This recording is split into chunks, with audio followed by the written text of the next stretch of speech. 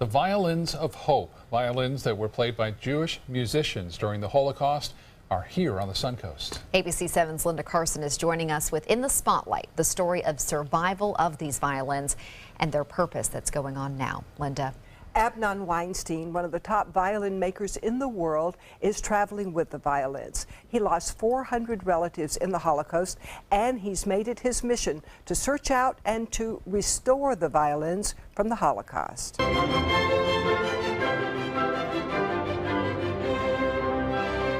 When the Israeli Philharmonic Orchestra was created in Israel in 1976, Jewish musicians from Germany came, many bringing instruments from the Holocaust. Amnon Weinstein's father, a world-class violin maker, bought all that were put up for sale. We repair them from scratches sometimes.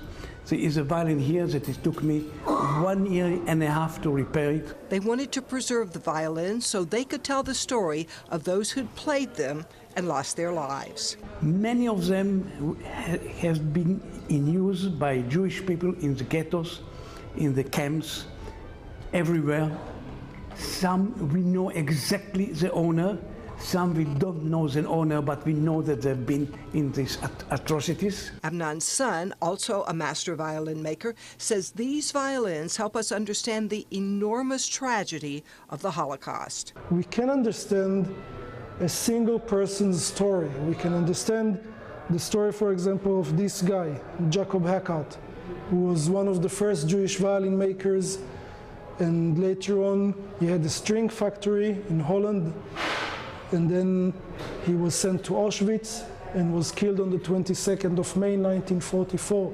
Each violin has a story. What we try to do is we bring individual stories, something that you can relate. You can hear the violin, you can see the violin, you can touch the violin, you can see a photo of the person who played it. This instrument, it is witness that the German wanted to destroy the Jewish people, the Jewish culture, the Jewish heritage, but they are not anymore there, the Nazis.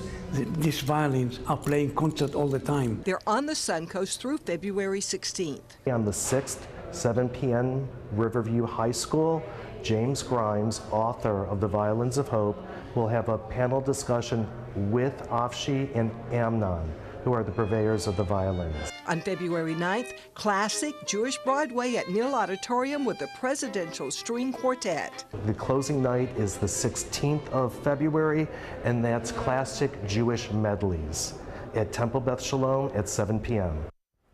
The conversation between Amnon Weinstein and James Grimes is repeated on February 7th at 10:30 a.m. at the Temple Beth Israel on Longboat Key, and on February 13th you can see and hear the violins in Music and the Eternal Spirit at the First United Methodist Church on Pineapple. It is really something you need to see. It's really an amazing thing to hear those violins.